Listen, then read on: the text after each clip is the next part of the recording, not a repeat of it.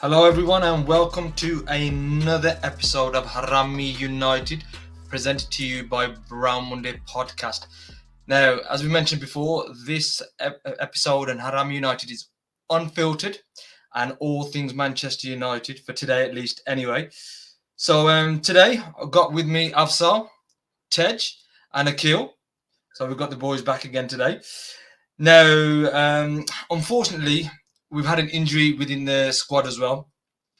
Riz has unfortunately got injured, lastminute.com. But don't worry, we've also now got Gary O'Driscoll to sort these kind of things out, man. We've got him from Arsenal. So, so these kind of things shouldn't happen moving forward.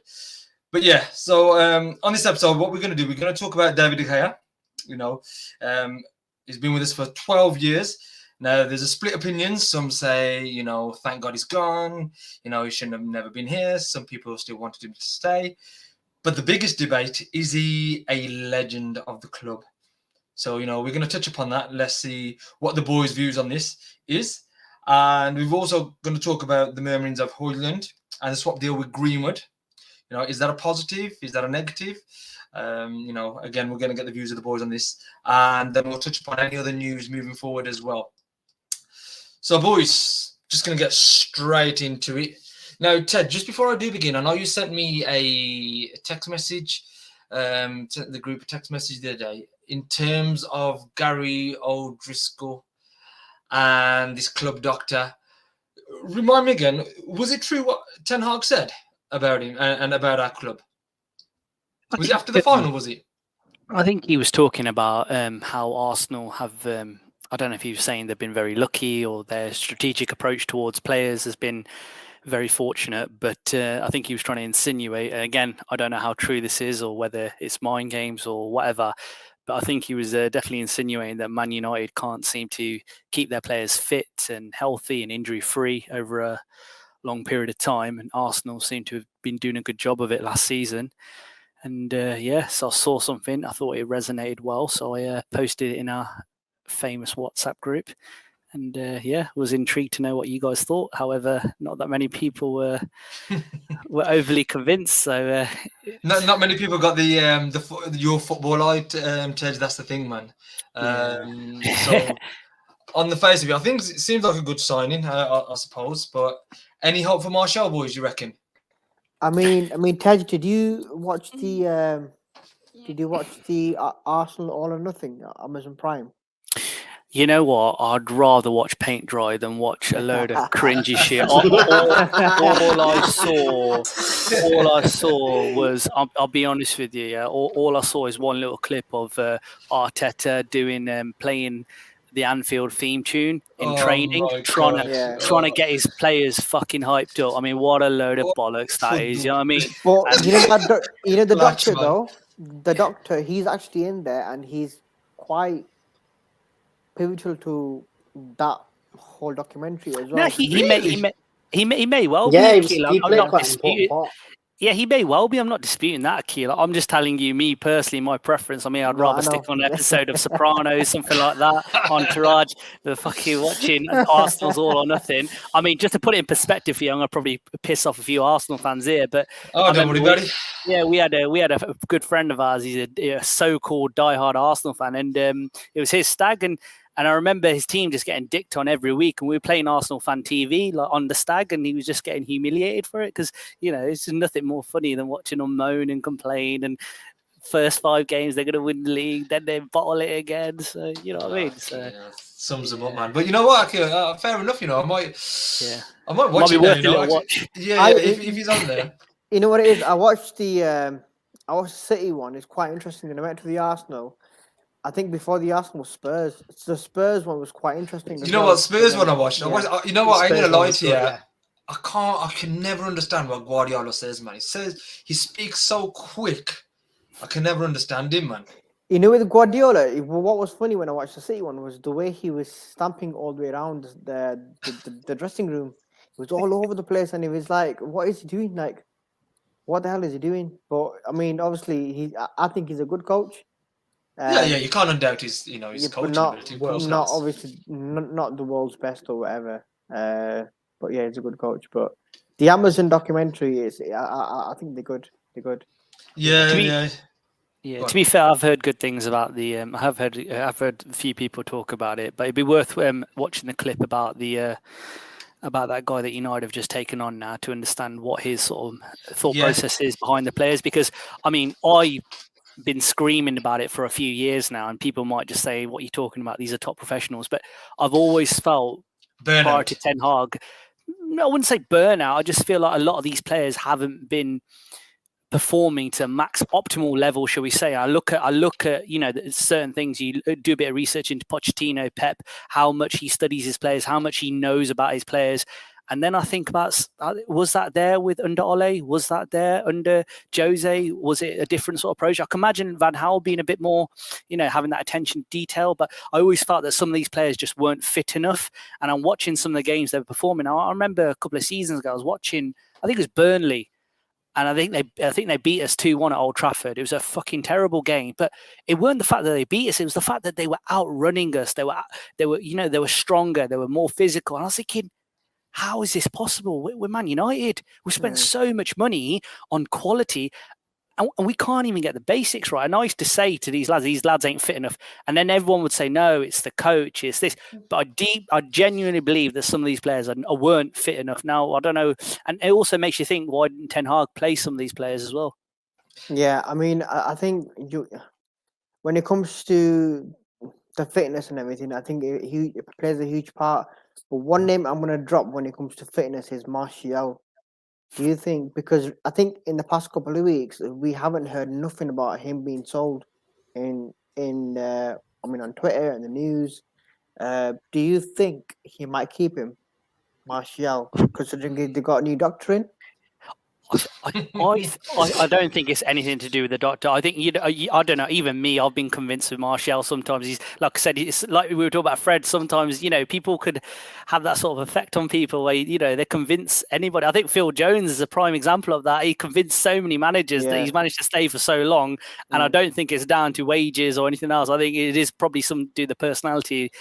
But in terms of Martial, I can't see a future for him. But I also think maybe all this takeover stuff is impacting the transfers. I mean, I know we're going to touch up on the Greenwood and the potential loan and swap move or whatever's going to happen there. But then it makes you think, who else is out there in the market? Do we really need to lose someone and not replace them? Because essentially that'd be worse, right? Yeah, that's true. Because I think yesterday we got a link to João Felix as well. Just it was out of the blue, wasn't it? Yeah, I would love that. But for me, Martial, obviously, I think he should have been moved along quite a long time ago. Yeah, no, 100% about him. But you know what, boys? I'm just going to start with DDG because that is definitely concrete news. But before I do, the irony is, when you're talking about fitness and stamina and tracking back and things like that, if you ever watch Tej play football, he's totally the opposite of everything he just said. So everything he wants out of a player, he's the opposite. So you know what? It just makes me laugh. Sorry, Tej, I had to drop that in there. Anyway, let's go. Irony. Talk about irony. Anyway, he plays a little bit like Harry Maguire. Big, strong, aggressive, not the best looking, but it is what it is. But you're a Maguire fan, Tej. So exactly. He's a big fan of mine as well, Tej. I might be a fan, but it doesn't mean he's good looking, do I? Yeah, he's a big fan of mine as well. But yeah, so look, David De Gea, man. I'm going to start with this one first, if I can. For me, 12 years. He's been. I'm gonna say he's been a great servant. I know there's been things in between. He's won nearly. I think he's won absolutely everything there is to win with us. Obviously, bar the Champions League. I don't think he was very in it very often whilst he was here, unfortunately. He's got the most clean sheets for the club. I understand. He's like I said, he's won everything bar the Champions League. Now, some are debating, is he a legend or not? In my eyes, he's a legend of the club for all the aforementioned. Boys, your thoughts on that?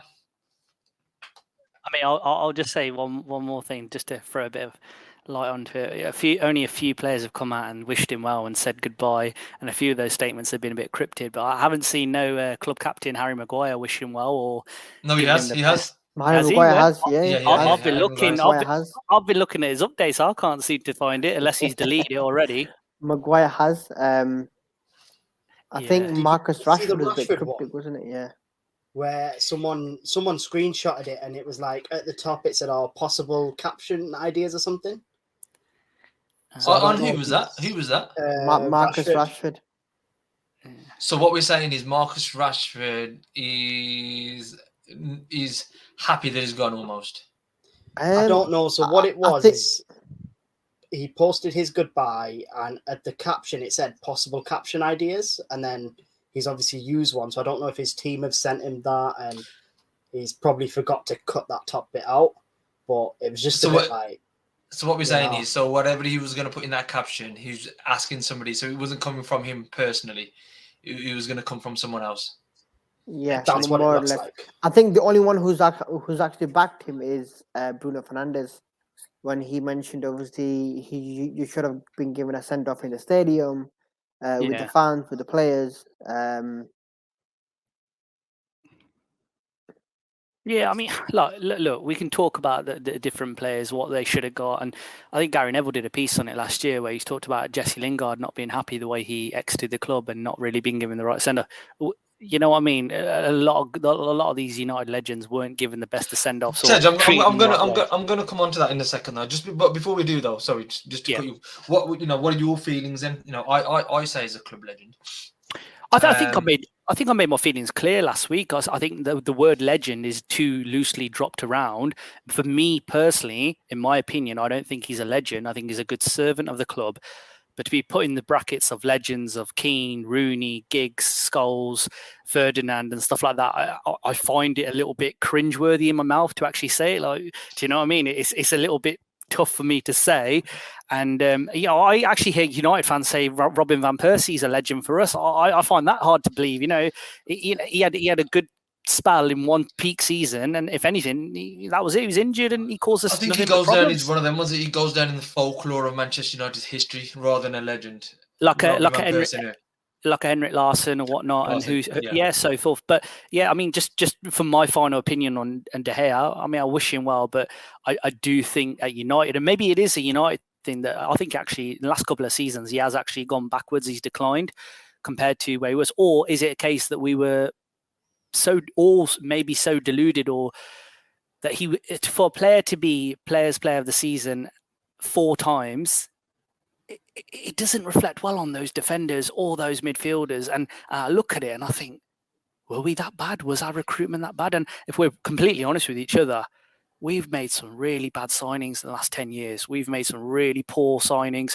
And I think the turnover of players' profits and stuff like that speaks for itself. I mean, I think the only one signing I can actually say, hand on heart, has been brilliant has been Bruno Fernandes. I really struggle to say anyone else. So for me, no club legend, just a great servant of the club, and I wish him well. But yeah, I'll be interesting to see what happens next season now, and maybe I'll come back to eat my words. But for me, I think we're better off without him.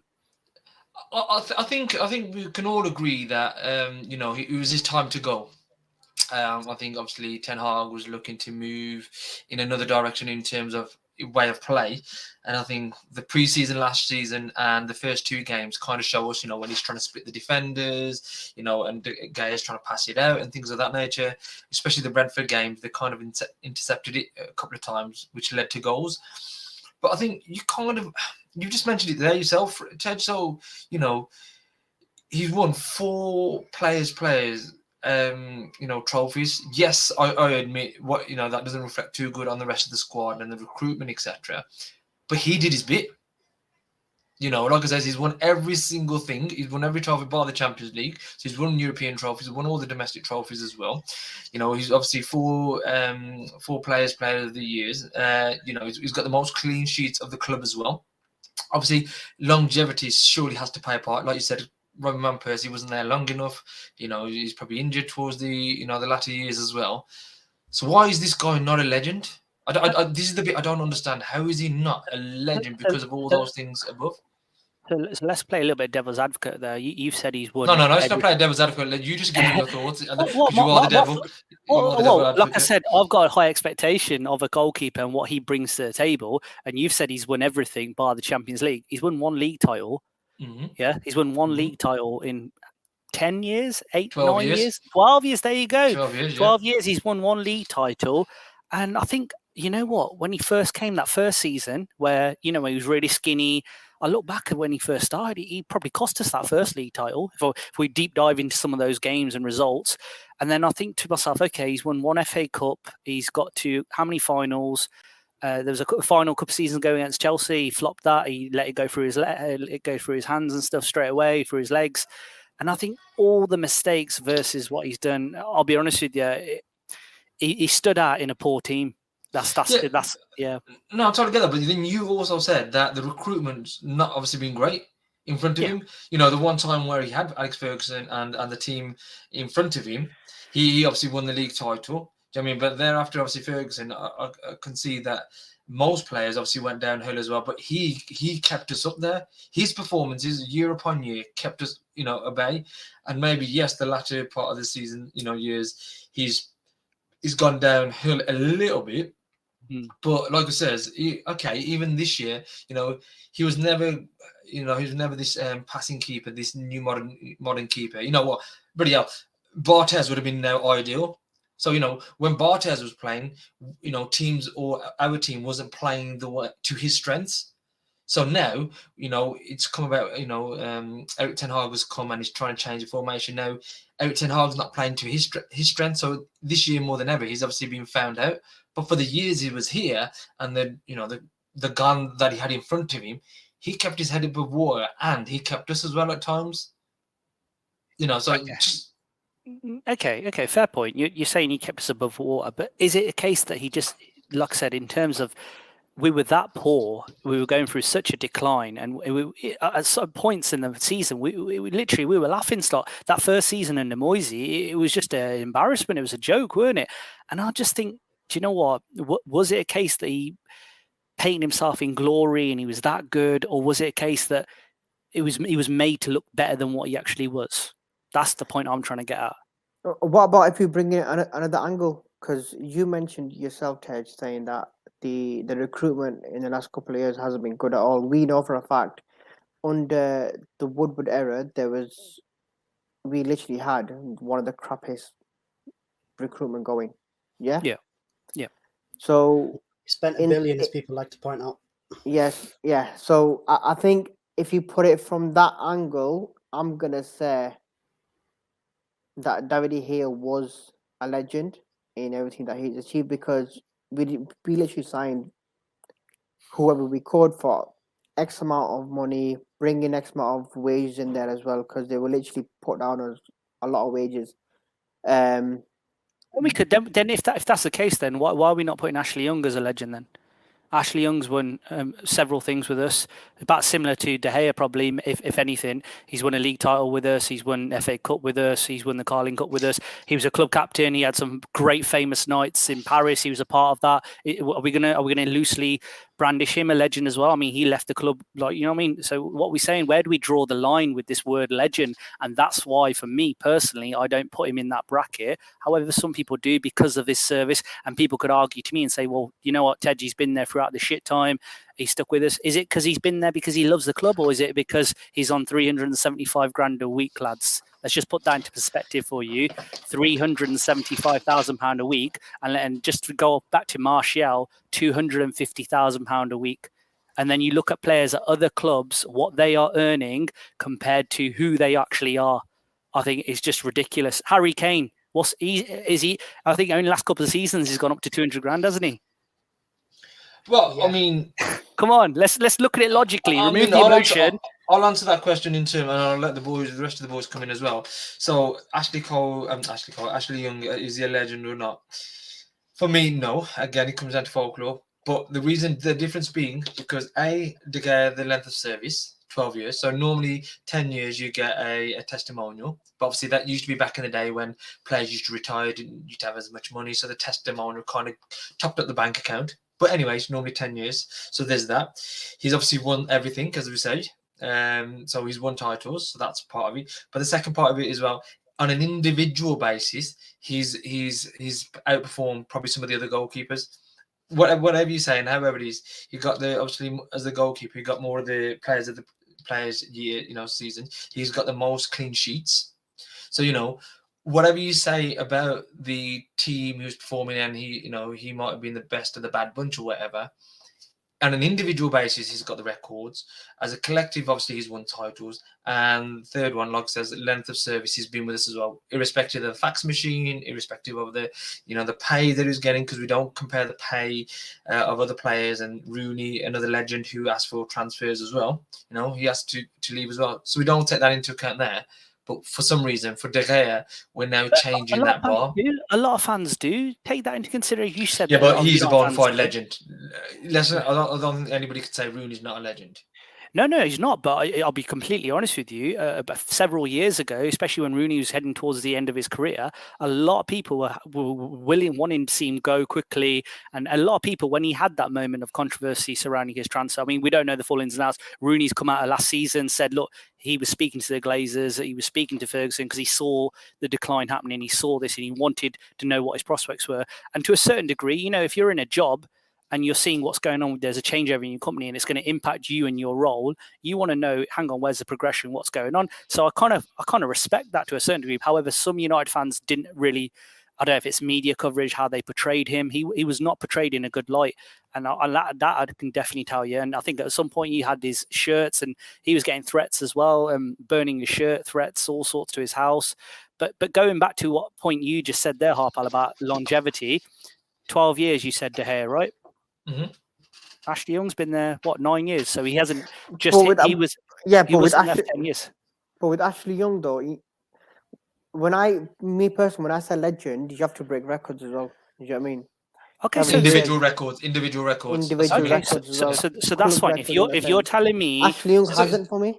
Yeah, so it's not just one thing, it's three things. So it's titles, it's longevity, it's personal records. So it's a combination. Now, if out of those three they only had the one, then you're right. I don't think you class them as a legend. But then Ashley Young's got two of them. He's got longevity, and he's got the person, and he's got the titles as well. So then he just hasn't got the personal record. So technically, but based on that theory, then he should be a legend, right? Maybe, but like I said, out of the three. You know what I mean? You've got to look at the impact that you had on the team as well. For me, De Gea had a bigger impact than Ashley Young. As we said, he was here through the shit years. He pulled us through that a lot. Now, let's say we didn't have David De Gea in goal. Yeah. Okay? Our scouts were not going to get us Alisson. They weren't going to get us Edison. They weren't going to get us Neuer or anyone like that. So... who's the alternative? Was it Anders Lingard or whatever the goalkeeper was called? Yeah. And then we had someone else. Put one of them in net for them 5 years. Yeah. Where do we end up? Yeah, and guys, I'm not for one minute saying that Ashley Young, in my opinion, is a United legend. I did respect her. I did love Ashley Young, to be honest with you. I thought he was a great winger, and it was sad to see him decline in his old age. But again, I used to get frustrated because he was always injured as well. Yeah. But I mean, we could go around the houses with this one. I think a lot of people interpret David De Gea a legend. And no problem, that's fine. Just me, my personal opinion, I don't think he's a legend in my eyes. However, I'm going to sit here now that I know that he's going and keep bashing him, whatever. Wish him well. Well, you know what? I just want to touch upon this briefly before we, move on to the next subject. So, in your eyes, then, Tej, do you think he deserves the abuse that he's got? Who, David De Gea? David De Gea. I don't think any player deserves the abuse that they're getting nowadays, I'll be honest with you. There's fans out there. Obviously, you'll back me up as well. That you've seen things whereby they've taken it to the nth, where they've had to, like we said last time, didn't we? They've recorded 2-hour videos or made 2-hour videos of him. They've actually celebrated he's gone. They're jubilant. Thank fuck he's gone, and all this kind of business, man. I just think it just shows. It just shows a lack of class from our own fans. Harbs, the funny thing is, though, everyone's going to have their own opinion. They're going to be haters. They're not going to be as well. Like, I think this morning, I saw a video of Onana. He literally just let a goal in. He literally let an open goal in. It was a back pass. He missed the kick and he went into his own goal. And everyone, like there were some United fans saying, "No, we actually don't want Onana. We actually want Costa." Yeah. And it made me laugh. And I just thought, either back him, back the manager, or just shut up. And you know what? I think we'll have to do a feature on that. But I think nowadays what you have is you've got player FC, but more than player FC, I think you've got individual people, individual counts who want to say they were right. Yeah. Even if they're quote unquote wrong, and they get proven wrong, they'll still find chinks in the player's armor to say, look, I was right. So rather than backing the team, rather than backing the player, they want to just back their own selves. And for whatever reason, try and make out to everybody that they're more superior than the other supporter, that they know more than the manager or the scouts or anybody like that. But yet sit on Twitter 24/7 and have all these, I blame Football Manager myself personally and FIFA, but they've got all these ideas. They know more.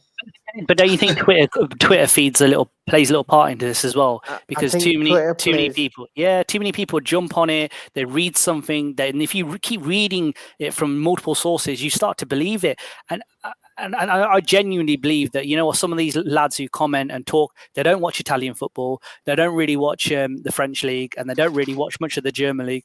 They just watch highlights or just one game that they've been played against. They'll see an Instagram clip or a 20-second video, but very rarely. It's like giving you a prime example now, slightly off topic, but the Wimbledon's on, right? And I'm an avid tennis fan. I've been a tennis fan for years, talking about Nadal, and all the years I've been a massive fan. But I'm hearing people now talking about, Alcaraz and all this stuff. Oh, we've heard this, but they don't actually watch tennis. They've not really watched it over years. So they're just hearing snippets and they're jumping on the bandwagon. Oh, he's going to win Wimbledon this year because that's what they've heard.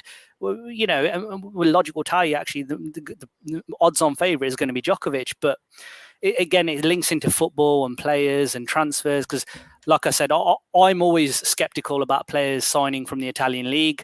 That's outfield players, that is not necessarily goalkeepers, because I always feel like it's a very, very different defensive-minded league.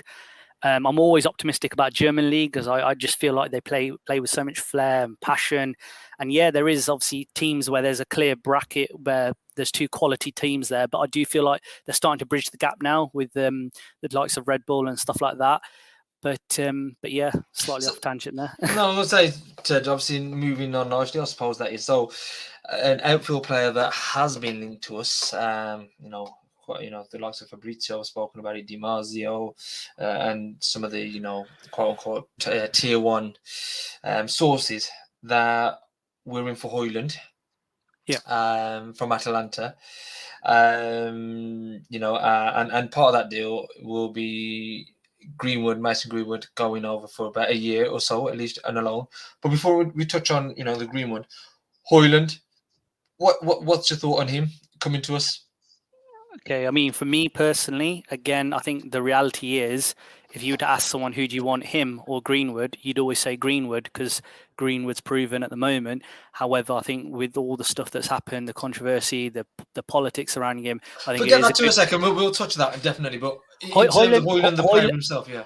Højlund, again, very young, raw talent. Again, Italian league. He's going to need time. We're going to look how young he is. He's going to need a few years. But if some fans, I've already heard some fans comparing him to the next Haaland, stuff like that. Just forget it. Stop.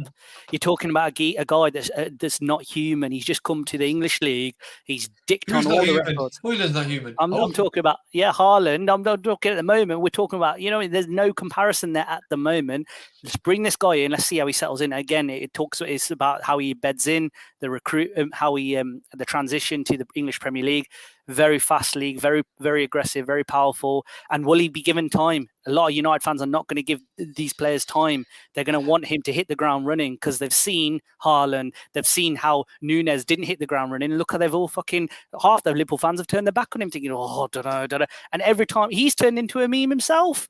You know what I mean? I had a fellow United friend of mine who's told me last season he's going to score 30, 40 goals. And Núñez is world class. You know what I mean? When you look at him, you think he can't finish his dinner.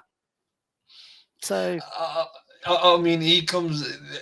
Akil Afsar, I mean, I don't know how much of you boys have seen him. I'll be honest with you. I think I've seen him 3 times. Once was for Denmark. I think not his hat trick, not his debut, but one of the games where he scored 2 goals in March, I think it was. And one of the times was the last game of the season. So I thought, we was quite linked with him, and he looked all right. But for us to go and say, you know what, he's the man. He's a wicked talent. This, that, the other. I personally can't comment on that. I don't know about you two. Yeah, go on. Go on. Should I go? Yeah, I'll go. Go on, Awesome. All right. So, for me, and I said this on the previous episode I recorded with Akil that went out the other day, are we just doing this because he's Scandinavian? Because it's the hype train at the minute? So what, you reckon Manchester United, one of the biggest clubs in the world, are trying to sign a player because of his nationality? Not because he's any good, not because of his talents, but because Haaland is Scandinavian, so we need to get our own Scandinavian. Would it be the first time that we've done that? When was the second time? Or the first time? No, I'm just throwing out something there that, is this something everyone's jumping on because he's Scandinavian? As in the fan base per se? I've not seen much of him. I've seen clips here and there. He looks a good, decent player. He looks like he's got potential, but like Ted said, is this fan base going to give him time? I think what it is, the way I see it is they could be going back to obviously looking at, when Haaland got looked into, and then you got the likes of Sesko last summer as well. They're trying to look at talent in that area.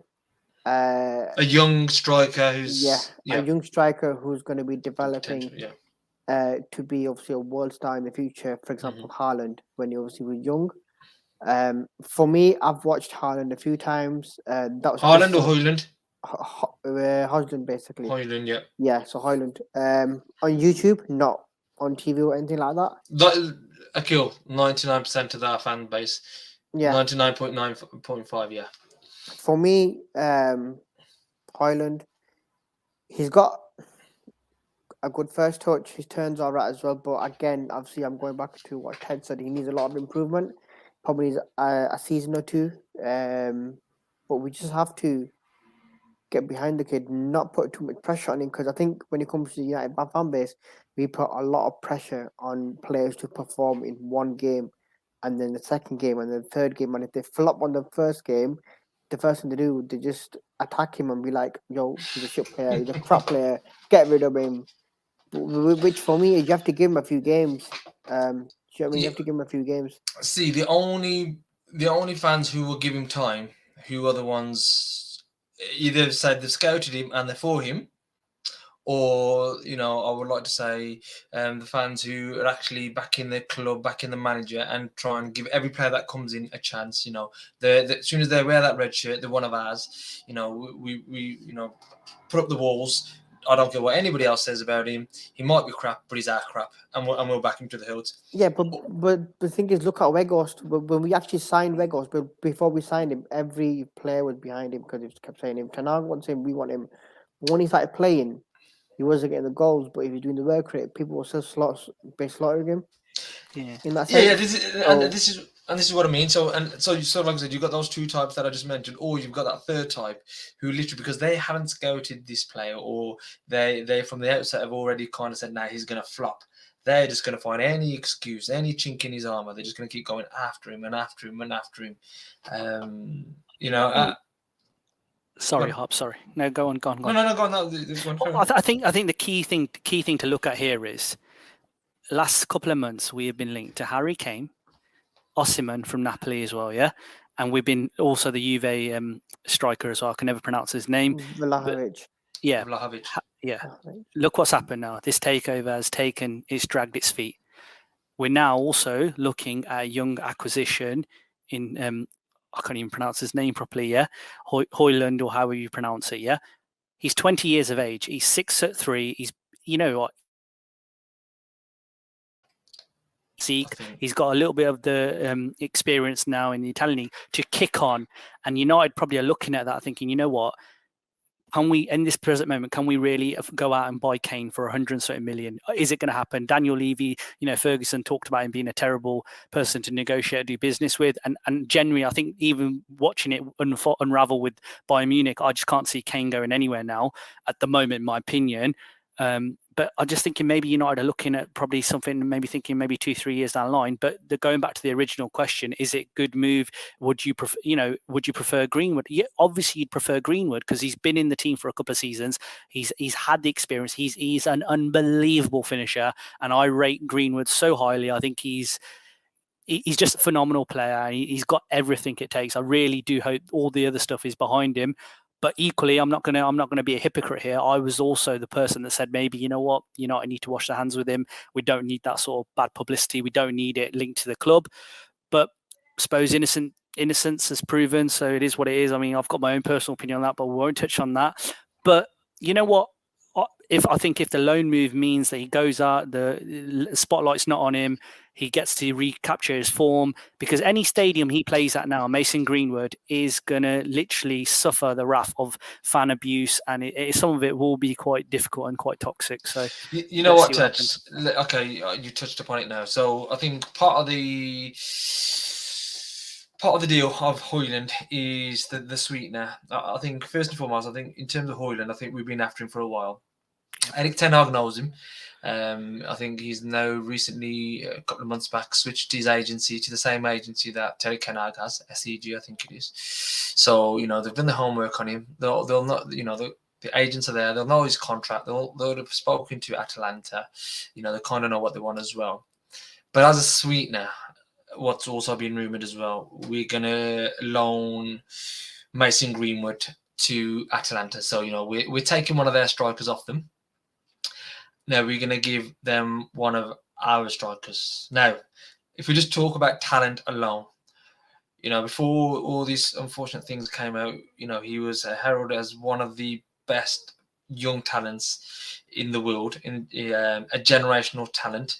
As a finisher at the club, I think he's been put up there with the likes of Ruud van Nistelrooy and Robin van Persie as probably one of the most lethal finishers to have ever played for the club. I would say he is, if he was to be playing at this moment in time, he is the most lethal finisher in our club. So this is the kind of talent he's now getting. Atalanta are getting. Now, just before I touch upon my views on the treatment of Greenwood, guys, I think yes or no. In terms of talent, do we all agree the boy's got talent? And if we put this off the field stuff to a side, has he got the talent to play for Manchester United? Yes, of course. I'm going to touch on that because you mentioned the talent. Now, this is what I keep saying to a lot of people is, look at Greenwood as a footballer. Don't look at him from, what's done is done. Yeah, the CPS has cleared it. The United are doing the investigation. But let's look at Greenwood now, moving forward, as a footballer. He's got every talent there.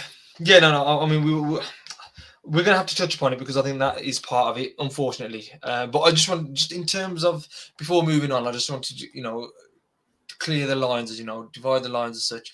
As football, as a player on the pitch, do you boys think he's got the talent? Serge, I think you've said yes. I say yes. Akil, yes. Afsal? 100%. I think talent-wise, the guy's a future Ballon d'Or winner. Yep, so as a talent-wise. So I think majority of the people I've spoken to or even read about have said, he's got the talent. Fantastic. Okay, that's one done. Move it to the side. So why are the club looking to loan him out? Why are they looking to be part of this deal? I genuinely think it is that factor of, hang on, they've obviously done their own internal investigation. Something isn't sitting right with the club. Something, and we've all seen the video, the voice clip or whatever. It doesn't reflect good on him regardless. And the amount of spotlight media coverage he has gotten, it's going to take its toll, and we don't know what his journey's been like in the last year. We don't know the impact it's had on his mental health, and there must be something the United board or the backroom staff are seeing and thinking, this is a huge risk. this is a huge risk. Maybe we need to see how he goes elsewhere and then bring him back in the fold. That's the only thing I can really think of. Also, at the same time, I'm seeing clips of his missus about to give birth soon. She's doing her pregnancy announcement, stuff like that. So you don't know whether it's all. Saleh, I spend too much time on bloody social media. You do if you look at all these. Kam kar liya kar, like, do you know what I mean? Bloody hell. This is why I don't use Twitter as much, because Yeah. there's other You're too forms busy of social stalking media. everybody Instagram, yeah? Following You those got United cancelled, players. but that's the only reason I can see it happening. They're probably looking at either one, the player's best interest, but two, also the ripple effect, because I think I sometimes listen to that the Geordie podcast as well, just occasionally when it's on, and he was talking about the you've seen what fans are like. Some of these chants and some of the stuff they can make up, it is brutal, yeah. And you just imagine hearing that from 60,000-70,000 fans a week across the stadiums. You have to be a different type of breed. You have to be mentally strong, resilient, thick-skinned, all the types of words you want to use. But maybe they're seeing that maybe he isn't. Maybe they've seen him in not in a good place. So I don't know, but only time will tell. Again, it's all speculation. But if it makes sense, and we're going to potentially have a new prospect who we're gonna probably nurture and develop under Ten Hag, a 20-year-old lad who can probably kick on and be a top striker, then we just got to have faith in the manager. That's all we can do. I didn't have faith in Weggy. But as soon as Ten Hag started playing him, I was always happy that he was playing over Martial, this guy brings more value than Martial. I'm sorry, he works harder, he makes other people perform better, and yeah, he is not a top striker. That's fine. He did what he needed to do. Yeah, let's focus on the Greenwood. Yeah. I'm sorry, I think you was going to say something. Sorry. Yeah, so obviously you guys know this. I put a poll in the group chat the other day. I'm going to hit you with the same question, Tej. Mason Greenwood goes to Atalanta. He smashes it, 25, 30 goals, has a great season, keeps his head in the football game, off pitching, he's not in any trouble or anything. And he comes back to Man United next summer, and somebody, big European club, Saudi club, whoever, bids 150 million. Do you sell him? I think it's too difficult to say yes or no in this present moment, purely because money might not be the incentive, especially if we've got new ownership and we've got money in the bank anyway, and we're debt-free club. So it's too easy. It's too difficult to say yes or no at the moment. So money wouldn't be the incentive, knowing that that's on the horizon. I think the other thing is as well, look at PSG and Mbappe. The money isn't the problem. They're throwing so much money at him. They're of the real understanding. Hang on. We're about to give up a World Cup winner, a potential future Ballon d'Or person. Why should we do this? We want to keep him, and that's why they're literally putting the squeeze on him now and his agent, because they don't want him to go to Madrid for free. They know that he's won 5 or 6 Liga 1 titles, but they know that hang on, they've got to replace 30, 40, maybe 50 goals a season, and a player who's only going to keep getting better and better. I mean, genuinely, I think he's absolutely world class, Mbappe, on his day. So that's for me. In my opinion, you can't answer yes or no at the moment. And again, the way the markets are going, inflation, all this stuff, 150 million in a year's time or 2 years, it might not even be that much. You know what I mean? We're living in a balmy world at the moment. I'm hearing the salaries Koulibaly's on and players like that. It's baffling. It's absolutely baffling. So what's your thought? The way United have dealt with the Greenwood situation. Personally, feel like it's a bit of a cop-out. Mm-hmm. Just because obviously from a Glazer perspective, let's look at it that way. When were I can't remember exactly when the charges were dropped, but it's been October, November 2022? Something like that. Something like that, yeah. We're now almost a year, we're approaching a year to that now. They said they were going to do their own investigation, and then as part of that, nothing has happened, nothing has come out, and then it's become a thing of obviously the sale took let's say that was more priority, shall we say. Yeah. Now, to me, it just seems like the Glazers are pushing the Greenwood situation down the line. Yeah, we'll get him out on loan, whatever. new owners can deal with it, because if you bring him back, there's a backlash. If you sell him, there's a backlash.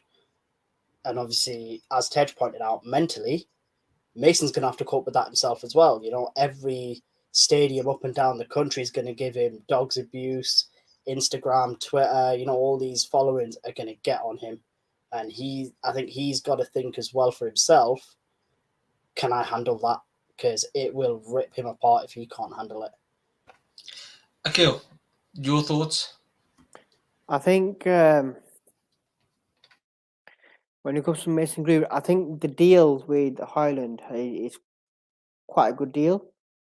About his investigation, I think they should have concluded somewhat before the end of the season, so Ten Hag can actually prepare what's going on. But I think this loan deal actually tells us what he wants to do. I think he wants to keep him, but it's like Ted said, they might want to protect him against the media, against the fans. Send him out to Italy might be one of those things where he builds his fitness up, his image back up, be the player who he is, and then when he comes back afterwards, I get he might get the same hate, but I don't think it'll be that much because a lot in that sense will probably be changed. Yeah, because to me, I'm a bit like I think it's a bit of a cop out from the club. I get it, you know, get him out for a year, so you know you might get his fitness up. You know, he obviously hasn't played for a while for us. You know, you might hope some of the heat has blown off. But then I also think, you know, you're sending him and abroad. Now, you've got players the likes of Karim Benzema, who is accused of the things he was accused as well. I think you've got many other players as well. You know, look, we even got Ronaldo. Yeah, you got Frank Ribery as well. Frank Ribery. Yeah, a lot of them. You know, you even got Ronaldo, who was under you know, a claim whereby, you know, he'd raped a woman. He wasn't even allowed back in the USA. But I think I think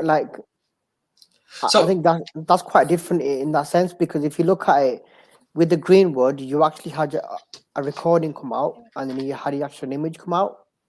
So I think in that sense, a lot of fans are mentally affected by it as well, especially the females. So no, which I totally understand that, and of course, but I've always took the note of course, you know, my media study background that I've had, I can't understand that the media will portray the things in a certain way. Not only the media, you know, even pictures and sound clips. You know, the sound clip was of 50 plus seconds of a 15-minute sound clip. So we don't exactly know what was on there in the entirety. You know, we know somebody on the spaces as well who said, you know, that, you know, somebody had been attacking his girlfriend, his ex-girlfriend. He pushed this girl down quite forcefully, but he was protecting his girlfriend. You know, and I think he got some kind of charge for it there. But if that, you know, if the context of what he did for what he did, you know, if the context wasn't there, you know, and it was shortened up, it just showed him pushing a woman, you know, who then obviously injured herself, etc. But we didn't see the context before that this woman might have been, you know, the way she was acting with his girlfriend.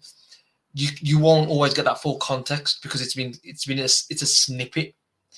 You know, so and to me as well, like I said, the CPS should drop the case. Yes, I agree, he's not been proven innocent, but he's also not been proven guilty. Now, there's obviously, I know there's a lot of reasons why the CPS may have dropped it. I think the two main key things were the key witness had backed out, and the second one was that new evidence came to light.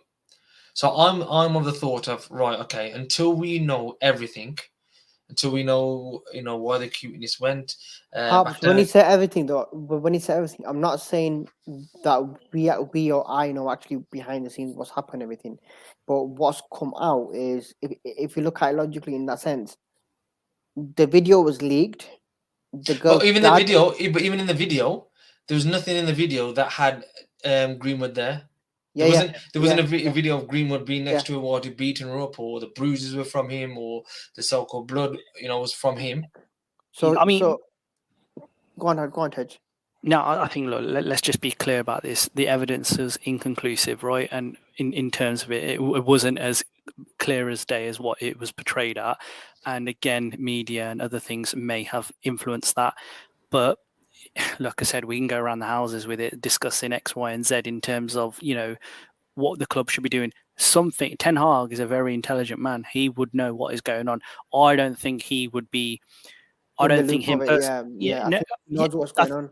Yeah, I think he would know a little bit about the player individually as a personality. I think he'd know what's going on. He'd also probably think, hang on, I've just got rid of some of the riffraff, and I've dealt with Ronaldo. I've dealt with that massive Ronaldo problem. Because let's not beat around the bush. That was huge on him. That could have broken him. Yeah. That could have ended him. Literally 2 games into the season, he's lost to Brentford and Brighton. Ted, if you look at it from that way, if you look at it from that way, if Ten Hag wanted to get rid of Greenwood, he would have been sold, not going out alone. But this is what I'm trying to say. So we just have to watch. We just have to wait and watch and see what's happening. But Ten Hag would have obviously understood parts of it, and he must be thinking in the back of his head, do I need this? Do I need this flipping headache? And I also think is linked into the De Gea thing. I do think that Ten Hag would have played a part in that, and thinking, if he really wanted to keep him, I'm sure Ten Hag could have got him to stay and got him to stay. I reckon so. And genuinely, and I'm not just trying to defend it here, and I know you're going to disagree with me, Harps. But if you really wanted Maguire out instantly, we would see him gone. At the moment, he's still there. And he must see something in his professionalism, must see something that he's displayed. Whether you boys disagree with me or what, I'm telling you, professionalism goes a long way in football. I think the big part for Maguire is that he's probably on high wages. He's a captain, and I don't think that's there are many clubs that are interested in him. I think that's what it is. I'm telling you now, he'd walk into the Newcastle team. He'd walk into like West Ham, Spurs. But the question is, are they interested? We don't know. We don't know again because the transfer window's only just opened, right?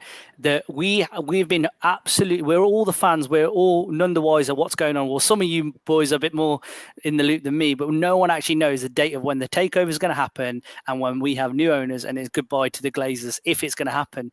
I've got some friends who've got friendly wages where there's a mixed grill involved as a potential win, but we don't know. Only time will tell. All I'm saying is 14th of August is our first game. We go into that first game knowing that we haven't got new owners. I'm telling you, there's going to be a massive uproar, and the fans ain't going to be happy. Yeah, look, I think we've obviously got other episodes we're going to touch upon that, and I want to try and bring this one to a close as well because we're running out of time limit. But just going back to the Greenwood thing, and obviously I'll let you all have your own last part of it as well. Just my last part of it is 2 things. Firstly, look, if after these internal investigations, they're not happy with him, they should sell him. Don't own him, sell him and get rid of him or keep him in-house and try and drip feed him back. But okay, they made the decision that they have. They're going to loan him out and then see. But the second part of it is that the biggest part that I'm worried about is a precedence being set. When a player hasn't been found guilty, let's be honest here, he's not been found guilty. And then we as a club or as fans are going to be judge and jury. So something similar has happened to Anthony. Yes, I get we haven't got all the evidence out there, but still there's an innocent woman there, or so-called a victim there. So we have to take her word for it. Do you know what I mean? And if it happens, are we now going to boot out another, 80, 90, 100 million euro player out because of he being accused? What was to say a third time happens? Another one of our players. There's a girl that's going out with one of our players. He's dumped her for whatever reason. She's thought, right, well, I know how to get my own way back of him. Man United sell all their players once they're accused of something, even if they've been proved guilty or not, they're going to get rid of him. So this is the way of ruining his career. Right, I'm going to do this. Do you know what I mean? It's just that precedence I'm worried about being set. And that's like my thought. And like I said, Greenwood, I don't know whether he's innocent, whether he's guilty, but all I can go off by what the law is saying and what the internal investigations are saying. Just throwing that out to the rest of you boys. No, I understand what you're saying. We've got to be they've got to tread very carefully how they handle this situation because, again, it will link into the Anthony thing and what happens there. But I think genuinely only time will tell. So we just got to wait and be patient with it. But me personally, in a perfect world, Green would be playing. None of this shit would be happening. He'd be cementing that right wing position, attacking forward, and then eventually go on to be that number 9, which I think he would be. I definitely think, alluding back to what Harper was saying earlier about him being a lethal finisher, he is the most clinical finisher in our club. I mean, if Rashford could finish like him, Rashford would already be in the talkings of a Ballon d'Or. But unfortunately, Rashford can't finish like him at the moment. However, Rashford is a world-class talent in the making. It's quite refreshing to hear something positive from you, Tej, about Rashford. But as the episodes go on, we'll know why. Akil, Afzal, any final thoughts on that? The Greenwood thing. So, I just want to touch on what you said about the whole precedent being set, and to me, I fully agree with that. I think the club should have made one decision. I do think that the whole loaning him out is a bit of like, I mean, someone's probably going to invent some term that's going to be like, oh, it's personality washing, or it's, people make up these words, man. Like I said, we never heard of sports washing before, the Arabs wanted to get involved in football. So someone's probably going to say something like that. But one thing I do want to touch on is Anthony was accused. It went around Twitter for a bit, but I didn't see the same energy against Anthony that I saw against Greenwood. Now, obviously, Anthony's is different in that there's not pictures everywhere, there's not videos, but this accuser, we'll say, is saying that the Man United club doctors patched her up. Now, if that is true, that's going to shatter the football club, because everyone is on blast then. So, I don't know. We need to deal with the Greenwood thing. We need to sort out this Anthony situation. And like Ted said, in an ideal world, none of this shit would be happening. I think that's it. The reality is it is happening. So we just got to wait and see what happens now. And only time will tell in terms of what's going to happen. But I do think firmly that Ten Hag is probably watching these players train now. He would have been in dialogue with Greenwood, especially in the last couple of months. He would have been watching him and he would have seen what is going on. So I just personally think Ten Hag would be having conversations where he'd be like, you know what, this might be a time to maybe send him out on loan and see how he gets on, because maybe he doesn't think he can handle it, and I don't blame him. A lot of players wouldn't be able to handle that. So, like I said, only time will tell. But yeah, hopefully all gets squashed and resolved quite quickly. Yeah, man. Hopefully, it all gets sorted out soon. I just want our club to be back to concentrating on football, what happens on the pitch, and that's what I want. The best talent we possibly get, for them all to be playing and trying to win trophies for us. But boys, thanking you very much. I think it's been a great episode. I think we've touched on numerous topics there. But look, everyone, we will keep talking about topics that are coming. Please send in your requests. If there's anything in particular that you want us to talk about, we'll cover that as well there. But please, also from our side, if you do give it a listen, please subscribe, share it as well. Give us your feedback. We're only trying to get better at this as well. So like I said, it's not just about us. We're representing all you guys out there as well, all the ladies, everybody out there, we're representing. So please interact with us as much as you can, guys. Thanking you very much again, and hopefully see you on the next one. There's always things going on in the world of Manchester United, so no doubt it'll be another one. Speak soon, guys. Cheers, boys. Thank you, guys. Bye. Yeah. Cheers, guys.